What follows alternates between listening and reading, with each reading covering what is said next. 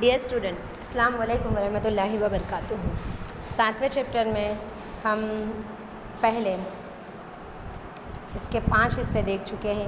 आज हम इसके 6ठे हिस्से की बात करेंगे और इस हिस्से में हम फ़र्क देखने वाले हैं किसका, जाहिर क्षेत्र यानी खानगी क्षेत्र यानी आवामी शोबा और निजी शोबा, इन दोनों के बीच का फ़र्क आज हम देखेंगे।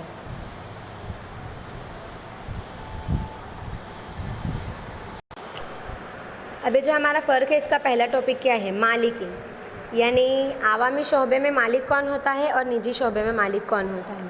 तो आवामी शोबे में जैसे कि हम जानते हैं कि केंद्र सरकार यानी कि सेंट्रल गवर्नमेंट, राज्य सरकार स्टेट गवर्नमेंट, या फिर दोनों की मालिकी एक साथ में हो सकती है। किस में? आवामी शोबे में। जबकि निजी शोबे में क्या होगा? निजी शोबे में किसी एक अफराद की या फिर अफराद के गिरोह की होगी। अब काबू, आवामी शोबे में काबू करने का काम कौन करेगा? आवामी शोबे में काबू करने का काम सरकार ही करेंगी, क्योंकि उसके ऊपर मालिकी भी सरकार की है। जबकि निजी शोबों में सरकार के ज़रिए जो अलग अलग कायदे बनाए गए हैं, वो कायदे कहीं ना कहीं पे इन पे काबू करने का काम करेंगे। तीसरा हमारा पॉइंट है मुख्य हेतु यानी अहम मकसद। आवामी जो शोबा है हमारा, इसका अहम मकसद क्या है? लोक कल्याण, यानी लोगों की ज़्यादा से ज़्यादा भलाई हो, लोगों का ज़्यादा से ज़्यादा फ़ायदा हो, ये आवामी शोबे का अहम मकसद है। जबकि निजी शोबे का अहम मकसद क्या है? सिर्फ़ और सिर्फ नफ़ा कमाना, क्योंकि ये लोग अपनी पूंजी डाल रहे हैं उसके अंदर, ये लोग मेहनत कर रहे हैं, तो जाहिर है कि इनका मकसद है नफ़ा कमाना। हाँ, फिर ये हो सकता है कि वो नफ़े के ज़रिए समाज के लिए कुछ करना चाहे, वो एक अलग सोच है अपनी अपनी। नफ़ाखोरी के नफ़ाखोर कौन होता है ज़्यादा, अब वो देख लेंगे कि जो आवामी शोबा है इसके ऊपर सरकारी काबू होता है, इसके लिए लोग नफ़ाखोरी करने से डरेंगे। जबकि निजी शोबों में कुछ लोग ऐसे होते हैं जो नफ़ाखोरी करते हैं। स्वरूप यानी ढांचा कैसा है?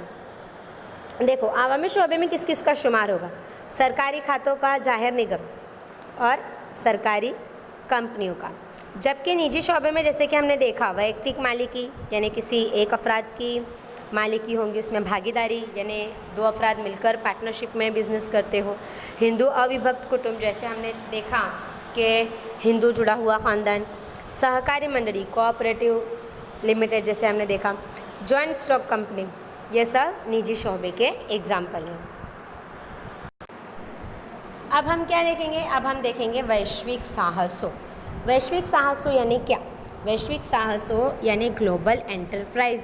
अच्छा, अब इसके नाम से ही आपको पता चल गया होगा कि जब कोई कारोबारी इकाई अपनी जो कारोबारी सरगर्मियां हैं, उन कारोबारी सरगर्मियों को अपने मुल्क की हद से बाहर तक फैलाए, उसको ग्लोबल एंटरप्राइज कहेंगे।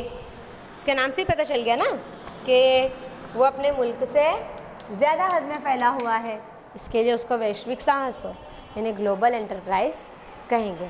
अच्छा, अब ये जो ग्लोबल एंटरप्राइज है, इसमें किस किस का शुमार होगा, ये अब हम देखेंगे। कि सबसे पहले तो कारोबारी इकाइयों की कितनी किस्में होगी? 2। कौन कौन सी? स्थानिक साहस और वैश्विक साहस। स्थानिक साहस यानी कारोबारी इकाइयाँ हैं, हमने इनकी कितनी किस्में देखी? 2, स्थानिक साहस और वैश्विक साहस। अच्छा, अब इसमें स्थानिक साहस यानी क्या? स्थानिक साहस यानी कि भाई जो कारोबारी इकाइयाँ अपनी जो कारोबारी सरगर्मियाँ हैं, उनको सिर्फ अपने स्टेट तक, अपनी रियासत तक ही महदूद रखे, उसको स्थानिक साहस कहेंगे।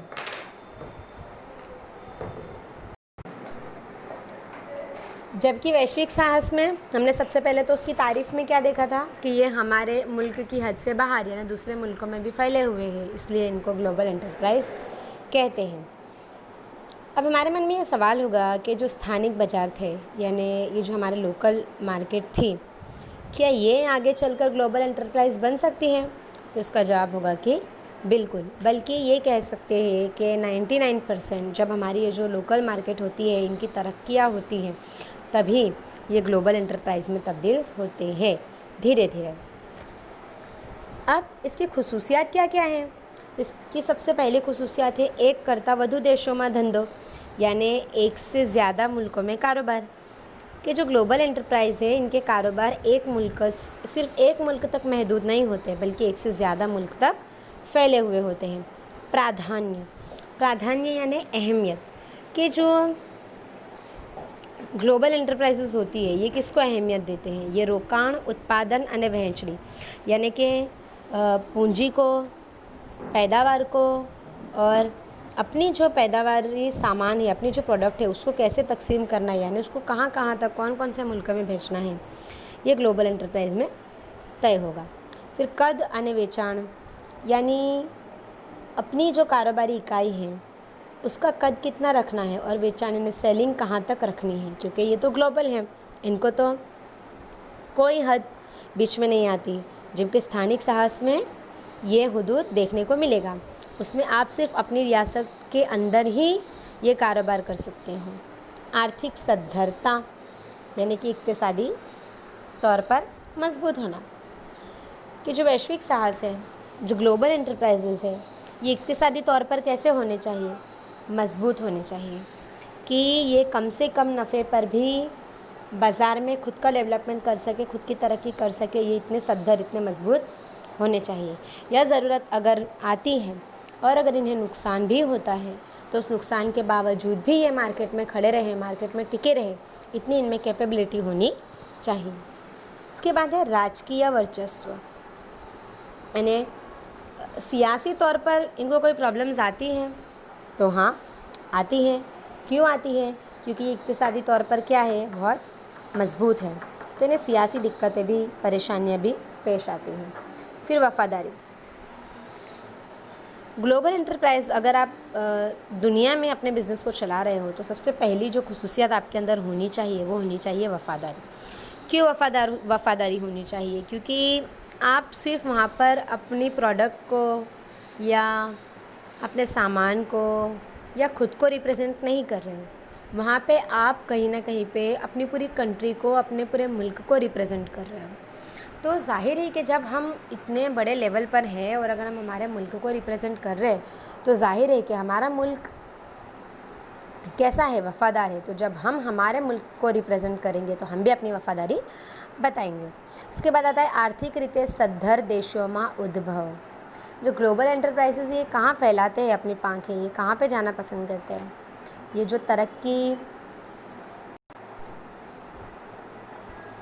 जो तरक्की याफ्ता मुल्क होते हैं, ये क्या करते हैं, अपनी तरक्की हो जाने के बाद, अपने मुल्क में अपने बिज़नेस को बहुत अच्छे से जमाने के बाद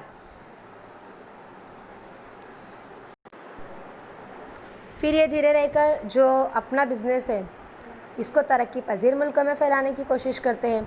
उसी तरह जो तरक्की पजीर मुल्क है वो तरक्की याफ्ता मुल्क में अपने बिज़नेस को फैलाने की कोशिश करते हैं। फिर संशोधन અને विकास માટે મોટો खर्च।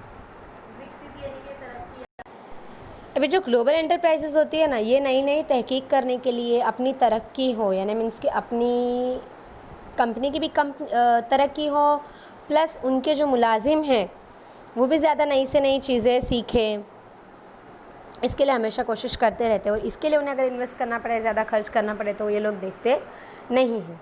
इसके बाद आता है जीवन शैली में फेरफार, कि ज़िंदगी जीने के तरीके में भी बदलाव। जो ग्लोबल एंटरप्राइजेज़ होती हैं ये अपनी प्रोडक्शन और अपनी खिदमात के ज़रिए ज़रूरत के मुताबिक जो अलग अलग मुल्क हैं वहाँ के लोगों के लाइफ स्टैंडर्ड, वहाँ के लोगों के लाइफ स्टाइल में बदलाव लाती हैं।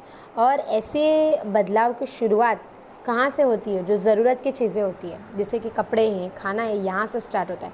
आप देखोगे कि हमारे यहाँ पे अभी जंक फूड का बहुत चलन है, वेस्टर्न कपड़ों का बहुत चलन है। ये कैसे हुआ? ये ग्लोबल एंटरप्राइजेस के ज़रिए ये जो आपकी ज़िंदगी जीने के तरीके में बदलाव कब आएगा? जब आपकी बुनियादी ज़रूरतों में बदलाव आएगा तभी। तो आप देखो कि ये जो इंटरनेशनल कंपनियाँ होती हैं ये हमारी जो प्राइमरी ज़रूरत की चीज़ें होती है सबसे पहले इनमें तब्दीलियाँ लाती हैं। अब हमारा एक लास्ट टॉपिक है भारत और वैश्विक साहसों। पहले आप लोगों को बता दूं कि आज हमने जो देखा है कारोबारी साहसों, ग्लोबल एंटरप्राइजेस, ये आपको एग्ज़ाम में नहीं आने वाला है, लेकिन हम इसको समझ लेंगे, क्योंकि हम इसको समझेंगे तो हमारे जो आगे के टॉपिक है हम उसको ज़्यादा बेहतर तरीके से समझ पाएंगे। 1991 से पहले 1991 से पहले क्या था कि जो ग्लोबल एंटरप्राइजेस थी, इनकी जो रफ्तार थी वो बहुत धीरे थी। लेकिन जो 1991 के बाद हमारे मुल्क में जो नई नई इक्तिसादी पॉलिसी रेडी हुई, उस पॉलिसी के बेस पर अब हमारे मुल्क की जो कंपनियां हैं वो दूसरे मुल्क में भी बहुत अच्छे से अपना कारोबार जमा चुकी हैं। अब ये जो वैश्विक साहस है, इनको हम अंतर्राष्ट्रीय कंपनी या बहुराष्ट्रीय कंपनी, इंटरनेशनल कंपनी भी कहेंगे। अब अगर आप ऐसे कंपनीज़ की यादी बनाओगे तो ये दो तरीके से बनेगी। पहली कंपनियां वो जो दूसरे मुल्क से आकर भारत में कारोबार करती है, जैसे कि Coca Cola, Pepsi, McDonald, Nokia, Sony, General Motors वगैरह बहुत सारी हैं। और कुछ ऐसी कंपनियां हैं जो है भारत की लेकिन विदेशों में जाकर अपना कारोबार करती है, जैसे कि Infosys, Reliance, Maruti, Wipro, ONGC, Tata steel, Asian paints वगैरह वगैरह वगैरह। अब क्या ऐसा ज़रूरी है कि सिर्फ ये जो इतनी जो बड़ी कंपनियां हैं, जो ब्रांड है, सिर्फ यही विदेशों में जाकर अपनी चीज़ें बेचते हैं? नहीं, हमारे से बहुत सारी चीज़ें हैं जिसको हम कहते हैं ना गृह उद्योग, यानी जो चीज़ें घर में तैयार होती हैं, खासकर हमारे भारत में। जैसे आप देखो कि पापड़ हो गया, अचार हो गया, वो जरी वर्क किए हुए कपड़े हो गए, जरी काम, मोती काम, ऐसी बहुत सारी चीज़ें हैं जो सिर्फ घर में रेडी होती है। लेकिन घर में रेडी होने के बाद ये इंटरनेशनल मार्केट में जाकर आराम से ये लोग अपना बिजनेस भी करते हैं और इन चीज़ों की उन दूसरे मुल्कों में बहुत ज़्यादा वैल्यू भी है। ये तो खैर एक हमारा साइड टॉपिक था। लेकिन अगर हम ग्लोबल एंटरप्राइजेस की बात करें तो हमें हमारे ग्लोबल एंटरप्राइज को मजबूत करने के लिए और कौन कौन सी चीज़ों की ज़रूरत पड़ेगी, तो सबसे पहले आएगा जंगी मूड़ी। जंगी मूड़ी यानी हमारे पास ज़्यादा से ज़्यादा इन्वेस्टमेंट होना चाहिए, पैसे होना चाहिए। सारी शाख हमारी जो इम्प्रेशन है बाज़ार में कैसी होनी चाहिए, बहुत अच्छी होनी चाहिए। और अद्यतन टेक्नोलॉजी यानी हम जदीद से जदीद तकनीक को इस्तेमाल कर सके और उस जदीद तकनीक के ज़रिए हम हमारे कस्टमर्स को ज़्यादा से ज़्यादा सेटिस्फेक्शन प्रोवाइड कर सके, या तो फिर हम ज़्यादा से ज़्यादा हमारे कस्टमर्स बना सके, इसी में हमारी तरक्की होंगी। तो आज हमने क्या देखा? आज हमने अवामी शोबा और निजी शोबे के बीच का फ़र्क देखा। उसके बाद ग्लोबल एंटरप्राइजेस की खुसूसियात देखी। अब इंशाल्लाह हम हमारे आने वाले सेशन में संयुक्त साहस यानी कि मुश्तरके मंसूबे की बात करेंगे।